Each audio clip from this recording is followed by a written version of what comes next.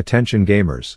The other day when I was picking other people's wedgies, I had this horrifying thought that somewhere in the world there is a hard-stuck iron 40 LP mouth-breathing dexterity-less bumbling Muppet one tricking Riot's newest mistake Aurora, and unfortunately I was right. So today we get to do our favorite thing as League players and make fun of someone who spends less time on this game than us because we are bad people and deserve the misery that comes from being addicted to this game. Now I'm not here to spread hate, so I'm not going to show names for this guy's sake, but we are going to dissect the tits out of the handless brainless gameplay in front of us. And for the woke Karens in the stands typing out comments, I completely photoshopped this person's name. See how easy it is to fake things. CNN, you disgraceful embarrassment to journalism. And thus here we are on the pity-filled rift where the ratchet assholes play their hearts out in Iron 4. This particular Blinky Tits knows the importance of timing last hits on the blue midget babies, but there's just something about that mechanic that is frustratingly unlearnable for our protagonist. She proceeds to use her auto attacks and abilities, but she has worse timing than the clock on a microwave after a power outage, so while the others are accumulating wealth, she's destined to remain in that lowest tax bracket. But all this wasting abilities to gain absolutely zero farm as Patty the Portal Popper famished, so she walks back to Narnia to base knowing she can get back super fast as long as she teleports to her tier 2 turret, which is obviously 200 IQ because the enemy can't confirm if she used her TP now, even if it did cost her 3 more CS that she wouldn't have gotten anyways. That said, when she's around a buddy it gives her the confidence she needs to take 12 seconds to properly place a ward in the shrubs before joining her comrade and deploying the inescapable 5-gum commercial, to which she looks at her trapped victim and generously thinks, nah, we should let this one live to fight another day, before backing off for seemingly no other reason. But that's because Blinky Tits is all about a fair fight where she can be evasive and hit some ratchet ass recoils that do absolutely nothing before taking a fat chunk of damage and executing some record-breaking reflexes with her flash.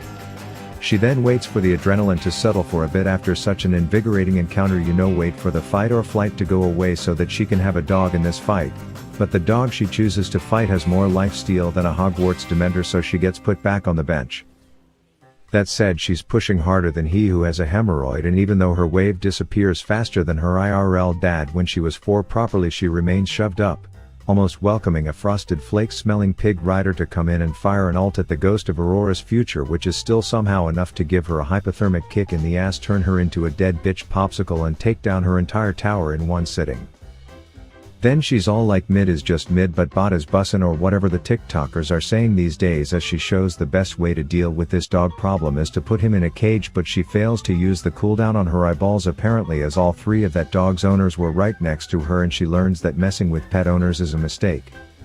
But she understands their frustration because she too has a dog, and it reminds her that he is still up north on the island that she left him at, so she decides to go visit just in time to learn that both dogs are friends and the other still has not forgotten about the cages and the bullshit she pulled on him. So yeah, that's a tough one for our girl here.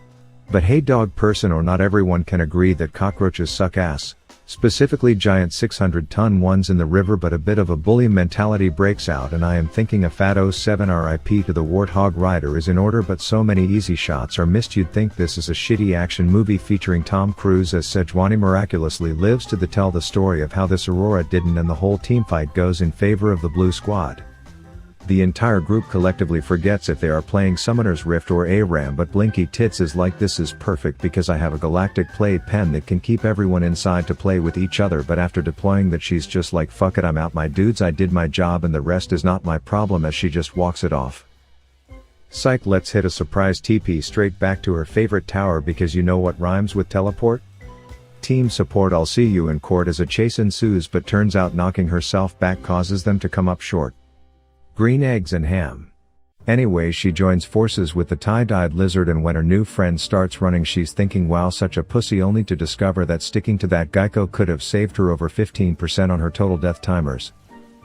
Keep in mind this is literally the deepest depths of the lowest rank in one of the worst performing regions in world, so everyone is just looking for fights around no apparent objective, when Blinky Tits here is all like, hey, I can spectate from safety in this warded bush, which backfires a bit, but you don't earn this 27% win rate from nothing, as she hits a stop attack and back dodge like a total champ, which throws everything off for the next 2 seconds before she dies.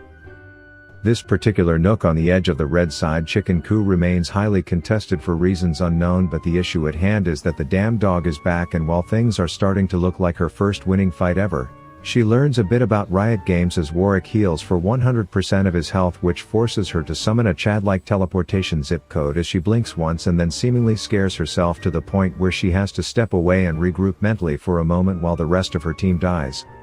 Only then is it time for her to rejoin the battle, when it's just her and some counting psychopath that shows her just how fun learning kindergarten level numbers can be, as he rudely claims she will forever be hard stuck in Iron 4. Fights are now breaking out at every corner, like she's in the waiting room of a divorce attorney's office, and like the unwanted ginger stepchild that no one wants custody over, she just paces back and forth patiently waiting for her turn to get spanked, while landing a grand total of 0 abilities until every last assigned co-worker of hers pisses off, and only then can she be reunited with her own fountain once more before forfeiting the game and staying planted at 0 LP. Alright, so we went in for seconds, but this time to observe her behavior in a more northern environment, and you'll find that even going in with 0 expectation you will still somehow be let down.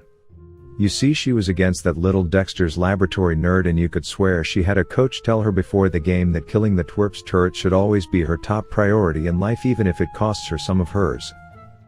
This behavior continues until she is 2 bards farts from meeting her maker, but even then she is adamant on playing this like a beginner level NPC in a Bloons Tower defense game, as she is almost programmed to run straight at the shitter's sentries as if the pattern of them attacking her back is not realized, but this leaves the one brain in lane to fire a few rockets and earn himself the kill. We see our rabbit-eared protagonist do something very sus in this elo, which is A, buy a pink ward, and B, actually place it, as you see her go even deeper to get a large amount of vision, which means she is probably looking to go on the offensive here and needs full visibility of the map if she is going to pull off the big thing she's planning.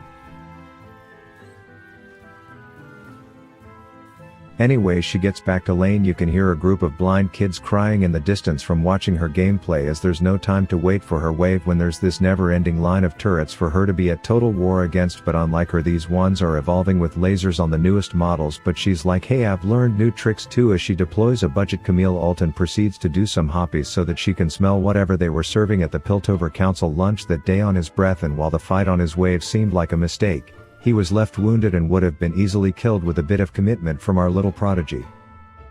But while she may have come out on top, the Heimerdinger had the brains, no pun intended, to know that basing and healing up was a better play. But no, not number 5 from the Umbrella Academy, as she stuck around longer than a dick pimple after prom, and the health/IQ diff resulted in her learning why that was a mistake. The problems persist as that wobbling pile of snowballing meninges pushes towards the tier 2 turret, and unfortunately Blinky Tits has a jungler who won't touch her with a 10-foot pole, most likely because he doesn't want to catch cooties or whatever else she is clearly suffering from. And after receiving yet another spree of slapdads until she's low, it's apparent she needs to hit a Pokecenter to heal up. But I guess her Fitbit was saying she's a fat ass and telling her she needs to get her steps in, because I can't think of any other reason why a chick who literally has mini teleports built into her kit would opt into tiptoeing all the way back to base instead of just porting. But I guess feeding the enemy while burning extra calories yourself is quite the work-life balance. Not to fear, the lunchtime walker is here and she's bringing all the cooldowns this time, but I guess she just didn't kill enough of those pesky turrets early game, and now those bastards are killing her vibe as she has to flash in the tree alley just to survive. But that near-death experience has her reflecting on her decisions. Mainly the ones around walking so much when screw physical health, life is too short anyways, a point that she proves once again. This is followed by a formal introduction where she informs her team of the big-headed monstrosity that she single-handedly created.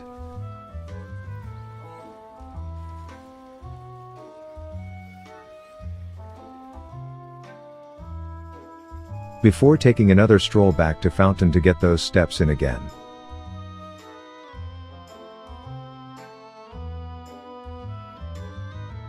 And this Aurora may be hard stuck Iron 4, but she's no horse's ass that's just going to let the enemy top laner single-handedly bully her. At least not more than 5 straight times, so she groups up with the gang who scheduled a group vandalization of a tower, as she is eager to prove that she's not useless by landing her first ability of the day, and with that things are looking up. She's enjoying the mentality of being with the winners, and now nothing is going to stop her from popping off. This certified shitfest results in the good guys having to go on the defensive, but not to fear, her pocket Twilight Zone is here, which does a good job of play penning the infiltrators, but she's not just going to sit back and let them escape, no. She is here to prove that even with her absolute stunningly bad performance up top, Having died under tower and missing numerous waves all game, she is still a higher level than the ADCs in lane, which is a whole separate issue for Uncle Rito, as she herself has bigger problems in front of her to deal with. And thus, after a quick 7 deaths, this concludes our epic journey of the lowest ranked Aurora on NA servers. Let me know which champ to cover in this elo next. Brush your teeth tonight. Rav out.